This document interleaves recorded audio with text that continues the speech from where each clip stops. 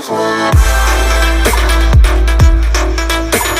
Viewers, hi बच्चे लोग, very warm welcome to all of you. I am Bilkis of your maths teacher. आज हम आपके एनसीईआरटी बुक्स में एक्सरसाइज 3.5 में जो वर्ड प्रॉब्लम्स है, वर्ड प्रॉब्लम्स में से किस तरह से इक्वेशन फॉर्म होता है वो आज हम सीखेंगे। सो फर्स्ट क्वेश्चन रीड करो स्टूडेंट्स। फर्स्ट क्वेश्चन है, a part of monthly hostel charge is fixed. So आप हॉस्टल चार्ज, हॉस्टल में रहने के लिए जाओगे, सो आपको कुछ चार्ज तो पे करना ही होगा। ओके, सो कह रहे कि कुछ चार्ज फिक्स्ड है and the remaining depend on the number of days one has taken food in the mess. अब रहने के लिए अब अगर जाओगे तो आपको कुछ खाना तो चाहिए, या तो आप बाहर से खाना खा लो या आप होटल का उसी मेस का ही आप खाना खाओ। ठीक है, सो कह रहे हैं कि अगर आप उसी मेस से खाना खाओगे तो उसके लिए भी कुछ आपको एक्स्ट्रा चार्ज देना होगा। ठीक है, एक तो होटल में अगर रहोगे उसके लिए तो कुछ फिक्स्ड जो चार्ज है वो पे करना होगा, प्लस अगर उसी होटल का उसी मेस का खाना खाओगे उसके लिए और कुछ एक्स्ट्रा आपको पे करना होगा। ठीक है, as students A takes food for 20 days, she has to pay ₹1000 as hotel charge. So एक स्टूडेंट्स A है, एक लड़की है she, so जो 20 डेज के लिए होटल से ही उसने खाना खाई तो उसको कितना चार्ज देना पड़ा? 1000। दैट्स मीन जो फिक्स्ड चार्ज है होटल के दिस प्लस जितने उसने 20 डेज के लिए उसने उसी होटल का उसी मेस का खाना खाई उसके लिए कुछ extra charge is equal to 1000। Similarly देखो, when student B who takes food 26 days, एक स्टूडेंट ये ए है, एक स्टूडेंट बी है, उसने 26 डेज के लिए उसी होटल से खाना खाया तो उसके लिए भी एक फिक्स चार्ज प्लस फूड के लिए जो extra charge is equal to 1180। Okay, so आपको फाइंड क्या करना है कि find the fix charges and the cost of the food per day. So जो फिक्स चार्ज अगर आप मान लो कि let X be the fix charge, ठीक है, आप मान सकते हो कि let X be the fix charge and Y be the cost of the food per day. एक दिन अगर आप खाना खाओगे आपको वाई रुपीज देना होगा एंड वाई बी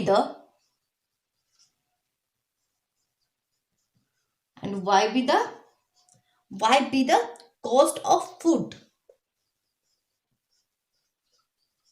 पर डे। ठीक है, कोई कंफ्यूजन नहीं है यहाँ तक। So X be the fix charge, जो एक फिक्स चार्ज वो एक्स है, एक दिन के लिए पर डे, एक दिन के लिए वाई रुपीज फूड के लिए उसने 20 डेज वहां से खाना खाई जो वो स्टूडेंट ए। सो 20 डेज के लिए 20 वाई। सो फर्स्ट इक्वेशन आपके पास क्या आ गया? x plus 20 y is equal to 1000। And second equation क्या आएगा? स्टूडेंट बी, उसने भी जो फिक्स्ड प्राइस है वो तो पे करना ही होगा, x प्लस 26 डेज के लिए 26y। So x plus 26y is equal to 1180। So आपके पास दो इक्वेशन आ गया। सपोज ये इक्वेशन 1 एंड ये इक्वेशन 2। अब इसको क्या करना है? आपको सॉल्व करके x और y का वैल्यू फाइंड आउट करना है। अगर क्वेश्चन सॉल्व करने में अभी भी कुछ डाउट है, कुछ प्रॉब्लम्स है, तो आप प्लीज आई बटन पे क्लिक करिए। ओके, चलिए अब नेक्स्ट क्वेश्चन में मूव करते हैं। नेक्स्ट क्वेश्चन रीड करो students. A fraction becomes 1/3 when 1 is subtracted from the numerator and it becomes 1/4 when 8 is added to its denominator. Find the fraction. Okay, no problem. So fraction means क्या? देखो, एक minute erase कर लो। तो second question में क्या है? देखो, आपके पास एक फ्रैक्शन, मतलब जिसके ऊपर कुछ नंबर है न्यूमरेटर में एंड डिनोमिनेटर में।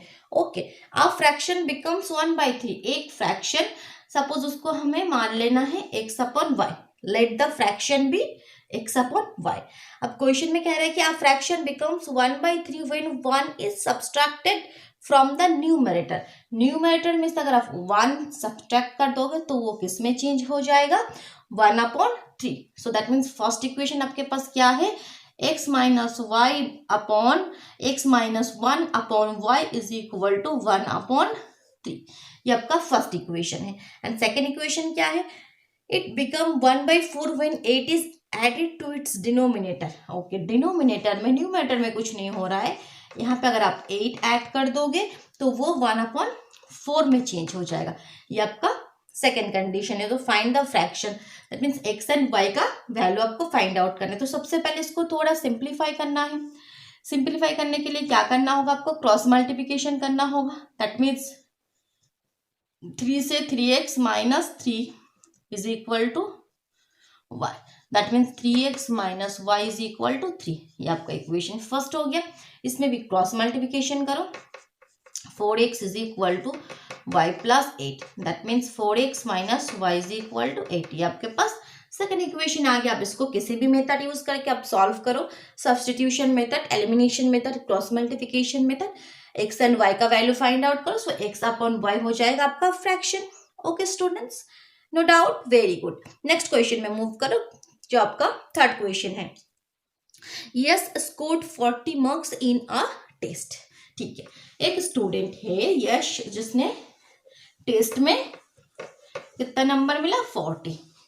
ओके, थर्ड क्वेश्चन में कह रहा है कि उसको कितने 40 टेस्ट में 40 मार्क्स मिले। Okay, getting 3 marks for each right answer.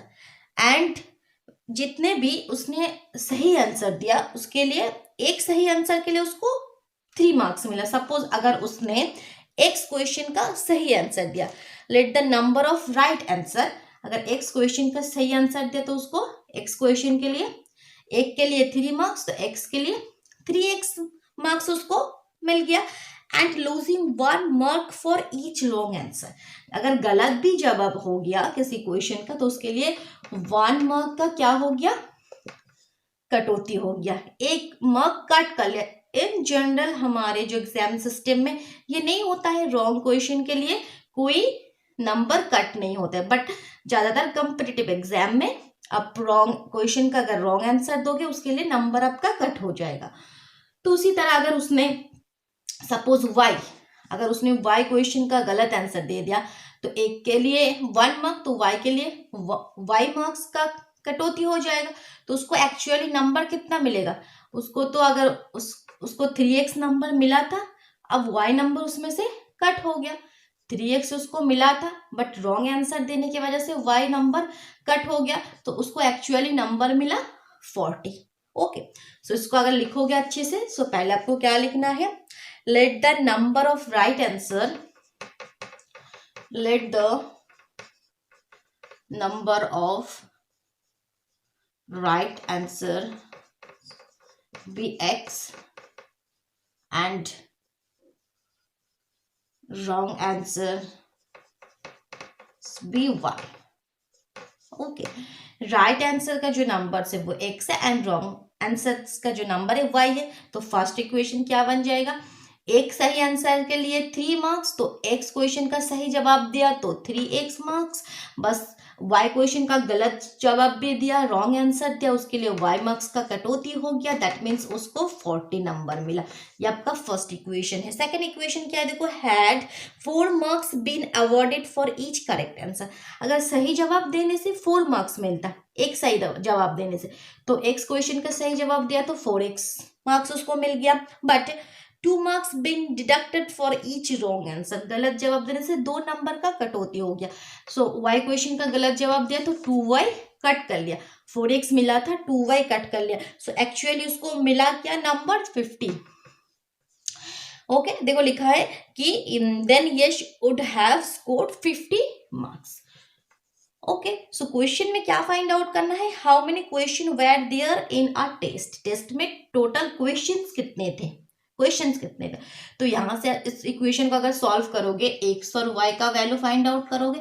x मतलब जितने भी उसने सही जवाब दिया उसका number, number of right answer, ये number of wrong answer. So total question क्या हो जाएगा आपका, x प्लस वाई। सो ये आपका फाइनल आंसर होगा x plus Y. No problem. Okay, next question में मूव करो। Question number 4, place A and B are 100 kilometre apart on a highway। Okay, so देखो,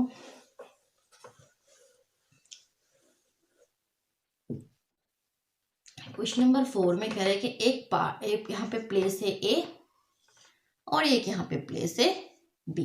ओके, जिसके बीच में ये जो दूरी है वो 100 किलोमीटर है। No problem, very good. One car start from A and another car from B at the same time. यहाँ पे ए पोजीशन में एक कार है एंड यहाँ पे बी पोजीशन में भी इस प्लेस में एक कार है। दोनों कार एक साथ स्टार्ट कर गया। If the cars travel in the same direction at different speeds, they meet in 5 hours. So if the cars travel in the same direction मतलब यहाँ से स्टार्ट हुआ, ये कार भी इधर जा रहा है और बी कार भी यहाँ से इधर मूव करे, सेम डायरेक्शन में अगर वो जाएगा, 5 आवर्स बाद वो मीट करेगा, 5 घंटा बाद वो मिल जाएगा। सपोज यहाँ पे एक पॉइंट है सी इस जगह पे, ठीक है, ये दोनों कार आके एक साथ मीट कर गया। सो वो कितने आवर्स बाद, 5 घंटे बाद, ये जो सी पॉइंट है यहाँ पे, ठीक है। सो आपको पहले तो आपको अच्छा नेक्स्ट पार्ट पहले रीड कर लो। If they travel towards each other, अच्छा अगर वो ए भी इधर जा रहा है और बी इधर, एक दूसरे की तरफ, ठीक है, अगर वो ट्रैवल करेगा सो 1 घंटा बाद वो मीट कर जाएगा। सो आपका क्वेश्चन क्या है, what are the speed of two cars, दोनों कार का स्पीड आपको फाइंड आउट करना है। तो सबसे पहले आपको लेट करना है कि let the speed of the first car, let the speed of the first car be x kilometre per hour, मतलब 1 घंटे में x किलोमीटर जाता है, ये हमने लेट कर लिया। And let the speed of the second car be y kilometre per hour, ये क्या हमने लेट करा कि जो सेकेंड कार है बी पोजीशन में, बी पॉइंट में, बी प्लेस में, वो 1 घंटे में y किलोमीटर जाता है। ओके, अब देखो केस 1, फर्स्ट केस में यहाँ पे 2 केस बनेगा। एक बार जब दोनों एक ही डायरेक्शन में जा रहे, फर्स्ट केस में देखो ये सी पॉइंट में जहाँ पे मीट करेगा, सी पॉइंट में जाएगा ए, ये फर्स्ट कार सी पॉइंट में जाएगा, मतलब कितना दूरी उसको, कितना डिस्टेंस ट्रैवल करना होगा, A B plus B C होगा ना, A B plus B C. So case 1 में ये है for first car. So first car को अगर ये सी पॉइंट में जाना है तो उसको कितना डिस्टेंस कवर करना होगा, बोलो, A B plus B C, तभी सी पॉइंट पे आएगा। ओके, सो ये इसका टोटल डिस्टेंस है। ओके, अब देखो हमने क्या मान लिया, वो 1 घंटे में कितना किलोमीटर जाता है, x किलोमीटर। अब क्वेश्चन में गिवन है कि ये डिस्टेंस उसने कितने, फर्स्ट केसेस में कितना टाइम लगा उसको, 5 आवर्स। फर्स्ट केसेस में जब सेम डायरेक्शन में जा रहे हैं वो 5 घंटा बाद जाके वो मिलेगा। सो 5 आवर्स में कितना वो डिस्टेंस कवर करेगा, अगर 1 आवर में x किलोमीटर, सो 5 आवर में 5x किलोमीटर। सो ये दोनों तो सेम चीज हुआ ना कि A B plus B C, ये जो डिस्टेंस है और जो 5 घंटे में जो डिस्टेंस कवर करेगा वो तो सेम ही है, ठीक है। दोनों तरफ से हमने एक ही चीज को निकाला, सो हम लिख सकते हैं कि this is equal to this, no problem इस पे। Similarly for the second car, second car के लिए क्या होगा, देखो सेकेंड कार सी पॉइंट में जाने के लिए उसको बस ये बी सी, ये दूरी तय करना होगा, क्योंकि वो तो यहाँ से स्टार्ट किया, ओनली बी सी। सो ये बी सी दूरी बराबर क्या हो जाएगा, सेकेंड कार को हमने क्या मान लिया, 1 घंटे में y किलोमीटर जाता है।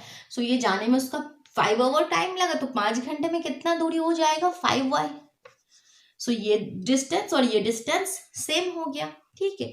सो केस 1 में जब सेम डायरेक्शन में जा रहा है, कार ए के लिए कंडीशन आया, कार बी के लिए कंडीशन आया। अब देखो यहाँ पे ए बी क्या है 100, बी सी क्या है 5y is equal to 5x। देखो सो यहाँ से एक इक्वेशन आपके पास आ गया कि 5y minus 5x is equal to 100, अगर इधर लेकर जाओगे माइनस 100। सो ये आपके पास एक इक्वेशन है, देखो नो प्रॉब्लम इसमें, ठीक है। बहुत इंपॉर्टेंट क्वेश्चन है, ये आपका फर्स्ट इक्वेशन है जो केस 1 से आपको आ गया। अब सेकेंड इक्वेशन कहाँ से आएगा, जब वो दे ट्रैवल टूवर्ड्स ईच अदर, जब एक दूसरे की तरफ मूव करेगा, ठीक है। सो अब ये फर्स्ट कंडीशन हो गया। अब यहाँ पे मैं सेकेंड कंडीशन के यहीं पे कर रही हूँ, ठीक है।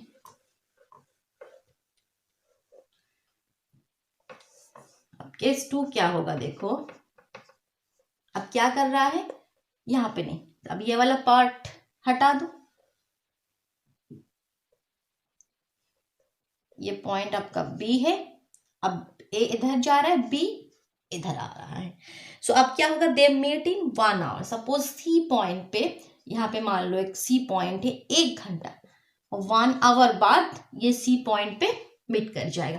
तो इसके लिए कार ए को कितना दूरी, दोनों के लिए बनाएंगे दोनों साइड में। सो कार ए के लिए कितना दूरी तय करना होगा, ओनली ए सी, ए से सी तक जाने के लिए ए सी। सो A C is equal to क्या होगा, 1 घंटे में। सो वो तो हमने मान लिया कि उसका स्पीड क्या हमने माना था, x किलोमीटर पर आवर, 1 घंटे में x किलोमीटर जाएगा। So A C that means ये is equal to x। Second में बी सी, बी को कितना दूरी, बी जो सेकेंड कार है, ओनली बी सी दूरी तय करना होगा यहाँ तक आने के लिए। So B C is equal to 1 घंटे में, दैट मीन्स ओनली 1 घंटे में वो y किलोमीटर ही कवर करता है, क्योंकि उसका स्पीड ही हमने मान लिया y किलोमीटर पर आवर, 1 घंटे में y किलोमीटर जाता है। सो ये दूरी सेम हो, ये डिस्टेंस आपके पास देखो सेम है। अब फिर इक्वेशन कैसे बनेगा, जैसे यहाँ पे देखो एक बी सी था, सो यहाँ पे ये हमने वैल्यू पुट करके इक्वेशन बनाया था, बट यहाँ पे ए सी का वैल्यू तो आपको पता नहीं है। सो यहाँ पे आपको थोड़ा सा अपना दिमाग लगाना होगा कि ए सी को हम लिख सकते हैं A B minus B C. ये देखो, ये आपके पास ए बी है, यहाँ पे सी है। सो ए सी को हम लिख सकते हैं कि ए बी में से, पूरे में से अगर हम बी सी माइनस कर दे तो ए सी आ जाएगा। तो वही हमें लिखना होगा, क्यों देखो, क्योंकि तब हमारे पास ए बी का वैल्यू 100 गिवन है एंड बी सी यहाँ से y। तो देखो ये सेकेंड इक्वेशन आपके पास फॉर्म हो गया, क्या फॉर्म हो गया कि x, अगर y उधर लेकर जाओगे, x plus y is equal to 100। अब इजी हुआ आपके पास, ये फर्स्ट इक्वेशन, ये सेकंड इक्वेशन सॉल्व करोगे, x और y का वैल्यू फाइंड आउट करोगे। ओके स्टूडेंट्स, कोई प्रॉब्लम नहीं है, कोई भी डाउट हो, कोई भी कंफ्यूजन हो, कमेंट बॉक्स में जरूर बताना। अब जो लास्ट क्वेश्चन है, क्वेश्चन 5, उस पर मूव करो। देखो क्वेश्चन रीड करो at first, the area of a rectangle gets reduced by 9 square unit if its length is reduced by 5 units and breadth is increased by 3 units। Okay, तो सबसे पहले तो एक रेक्टेंगल ड्रॉ कर लेती हूँ। देखो रेक्टेंगल क्या है, सब ये क्वेश्चन नंबर 5 है, ये आपके पास एक रेक्टेंगल है। सो मान लिया, let the length x, length को हमने x मान लिया और ब्रेथ को हमने y मान लिया। अब सो इसका एरिया क्या हो जाएगा, x y, length into breadth. अब क्वेश्चन में क्या है देखो, फर्स्ट कंडीशन क्या है कि the area of a rectangle get reduced by 9 square unit. उसका जो एरिया है वो कितना कम हो जाएगा, 9 स्क्वायर यूनिट कम हो जाएगा। If its length is reduced by 5 unit, अगर लेंथ जो है उसको हमने 5 यूनिट कम कर दिया, and breadth is increased by 3 unit, breadth को हमने 3 यूनिट हमने इंक्रीज कर दिया। दैट मीन्स आपका इक्वेशन क्या बन जाएगा फिर, x minus 5 into length into breadth क्या हो गया, y plus 3 is equal to x y minus 9। अगर लेंथ और ब्रेथ में ये चेंजेस हमने करा तो एरिया में ये चेंज हो जाएगा। तो ये आपका फर्स्ट इक्वेशन हो गया।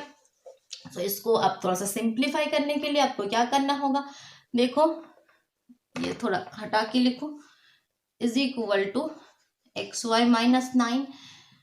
सो आपको मल्टीप्लाई करना होगा एक्स वाई, इसके साथ ये प्लस 3x, फिर इसके साथ ये माइनस वाई, फिर इसके साथ ये minus 15 is equal to x y minus 9। देखो एक्स वाई कैंसिल आउट हो जाएगा, अदरवाइज क्वेश्चन तो सॉल्व नहीं होगा ना, x y always cancel out हो जाएगा। That means 3x minus 5y is equal to 9। अच्छा यहाँ पे माइनस 9 है, यहाँ पे प्लस 15 चला गया। सो माइनस 9 प्लस 15 क्या हो गया आपका 6। सो ये आपका फर्स्ट इक्वेशन आ गया। नो प्रॉब्लम स्टूडेंट्स, कितना इजी, देखो बस अच्छी से आपको कंसेप्ट क्लियर करना है, एक एक लाइन आपको अच्छी से समझना है, उसके हिसाब से आपको लिखते हुए जाना है। अब सेकंड कंडीशन में कह रहा है कि if we increase the length by 3 units, उसका जो लेंथ है उसको अगर हमने 3 यूनिट इंक्रीज कर दिया, and breadth by 2 units, breadth को भी हमने 2 यूनिट इंक्रीज कर दिया, then area increase by 67 square unit, then area भी 67 यूनिट इंक्रीज हो जाएगा। दैट मीन्स यहाँ पे कंडीशन आ जाएगा length into breadth is equal to जो आपका एरिया है उस वो भी 67 इंक्रीज हो जाएगा। सो यहाँ पे इक्वेशन आएगा x के साथ y, x के साथ 2, 2x 3 के साथ y, 3y 3 के साथ 2, 6 is equal to x Y plus 67। X घूमने गया, so that means X Y plus 3y, 2x plus 3y is equal to 67 minus 6 that means 61। Okay, so ये आपका सेकंड इक्वेशन है। अब इसको सॉल्व करना है, एक्स एंड वाई का वैल्यू फाइंड आउट करना है, क्योंकि क्वेश्चन क्या है, find the dimension of the rectangle. That means उसका लेंथ और ब्रेथ आपको बताना है। Okay students, thank you.